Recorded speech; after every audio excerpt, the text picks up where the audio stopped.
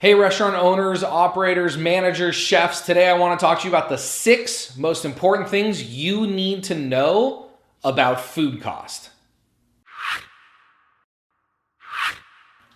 Hey everybody, Ryan Gromfin here, author, speaker, chef, restaurateur, and founder of therestaurantboss.com as well as clickbacon.com. And before I talk to you about the 6 most important things you need to know about food cost, will you go ahead and subscribe to this channel?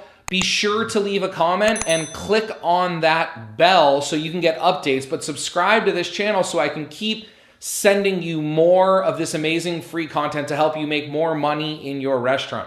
All right, so food costs. This is one of the things that I get emailed the most about, I get phone calls the most about, and over the years, I've put together a list of the questions I get and the answers I give, and I'm gonna compile this together to kind of the 6 most important things that you should know about your restaurant food costs or need to know about your restaurant food costs based on your feedback, based on the questions I get and the responses I give and just consulting in general.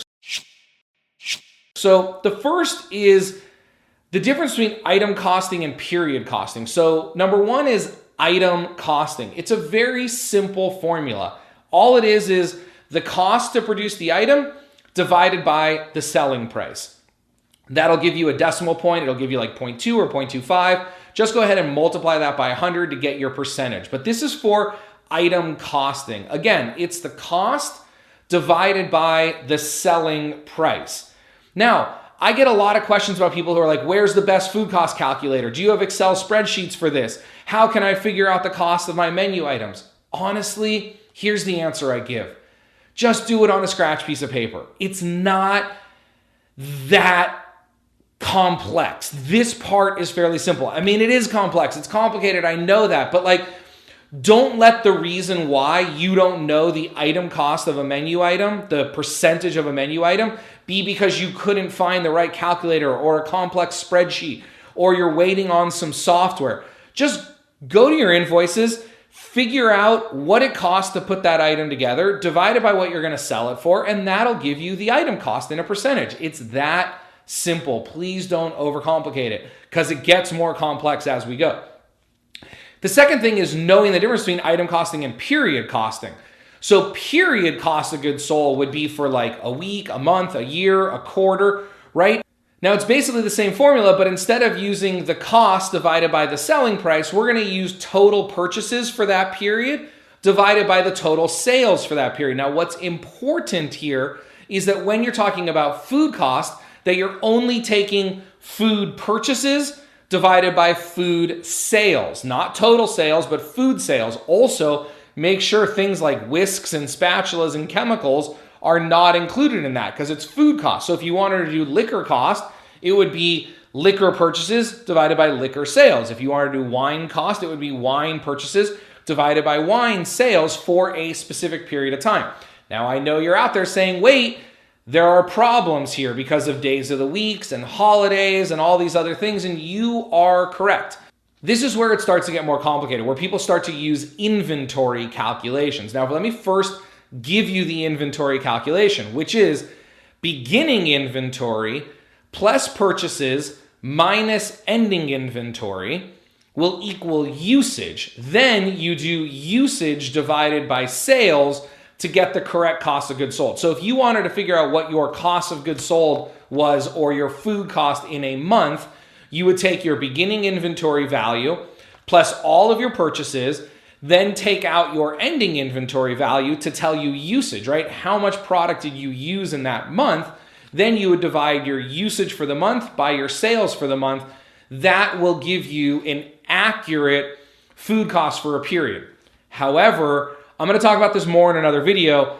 I don't teach inventory for a couple of reasons, but again, I'm going to talk about that in a future video. So if you're watching this video right when I release it, just wait a couple of weeks.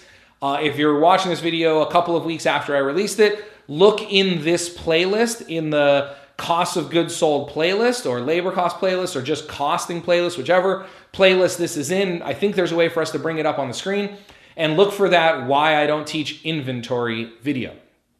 Now, staying on here, I talk about simple method versus inventory method. The simple method is what I talked about earlier, which is just the purchases divided by the sales, whereas the inventory is beginning inventory plus purchases minus ending inventory.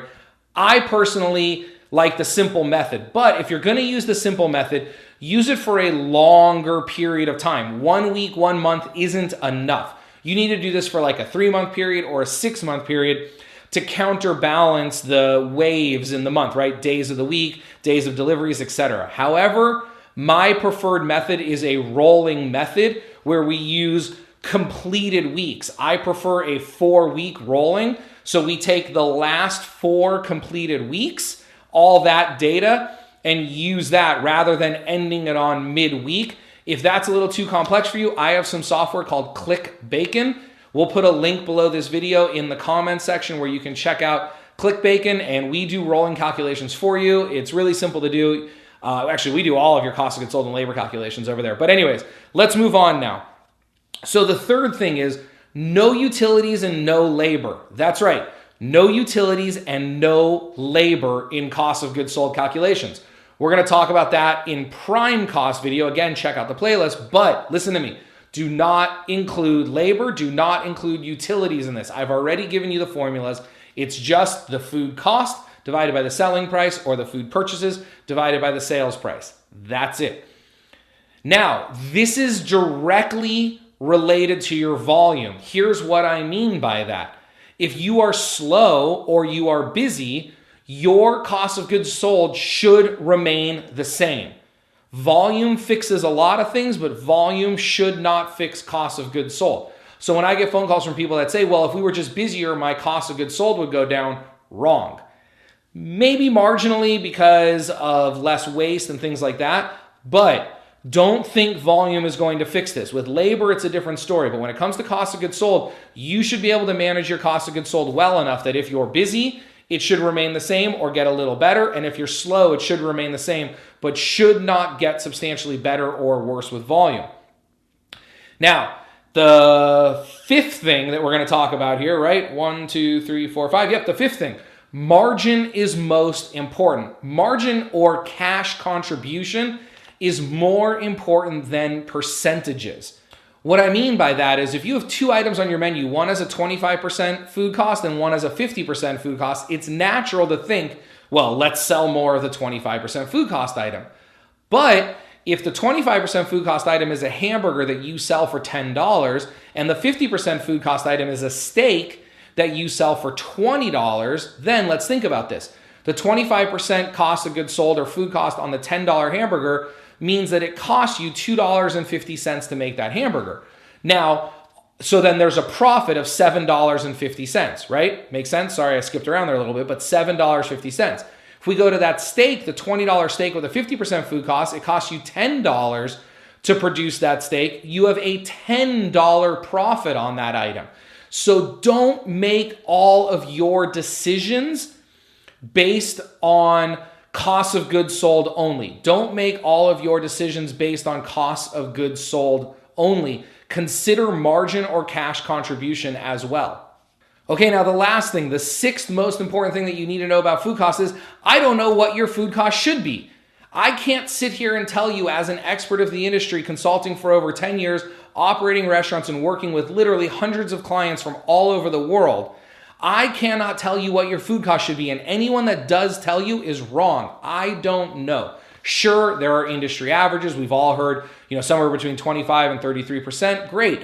But I have clients with 50% food costs who are making a ton of money. I have clients with 21, 22% food costs who are not making money. So I don't know what your food cost should be. What I do know is your goal is to maintain it or make it better. That's it. So first thing is calculate it. Figure out what your food cost is for a period of time, for either a rolling calculation or a long period of time.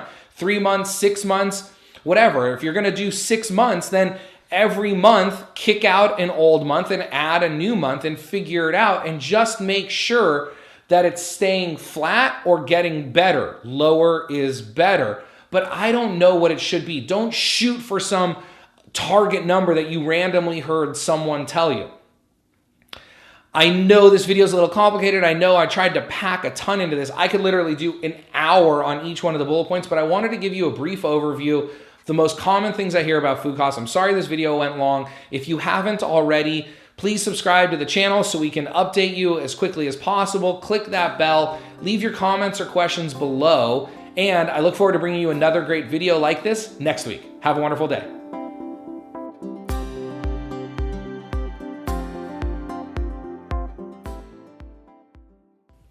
I want to thank you for watching that video. If you can do me 3 really quick favors right now, very quick. The first is, if you haven't already, will you subscribe to this channel? In a moment, some things are going to pop up on your screen, some buttons, and one of those buttons is going to be subscribe. So whether you're watching this on my channel or on YouTube or on your phone, just stick around for 1 second and you're going to see a big subscribe button. If you haven't already, could you please subscribe? 2, if you haven't liked this video, will you go ahead and click the like button? Actually, don't just click it. Will you smash that like button and tell the world that you really enjoy this? Because the way that I can continue to bring you all this great free training is for my message to expand, for more restaurant owners and future restaurant owners around the world to be watching this. And so the way to do that is to like my video. So again, if you're watching on YouTube, there'll be a place for you to like it. Or if you're back on my website, there'll be a place for you to like that. So smash that like button for me. And then also, could you leave a comment? Ask me a question. I reply to all my comments as fast as I can, usually within about 24 hours. Sometimes it takes a little bit longer. But go ahead and ask me a question, leave me a comment, tell me you love the video, tell me you'd like to see something else in a video. If you need more detail on a certain area, I can film other videos about that. But if you can go ahead in a couple seconds now, it's gonna come out. If you can subscribe, like, and comment, that would be great. Also, there'll be a spot in this little button coming out in a few seconds where you can download something for free. I'm always rotating that, so take a look at that, some free tools. But if you're new to my channel, if you've never seen my videos before, there'll also be a spot for you to watch a video that'll kind of introduce you to what I do here at The Restaurant Boss and at clickbacon.com and tell you about what we do and how you can get more involved and how you can get more free stuff and all that. So the buttons should be coming in by now. Go ahead and click on those and have an absolutely wonderful day. Thank you so much.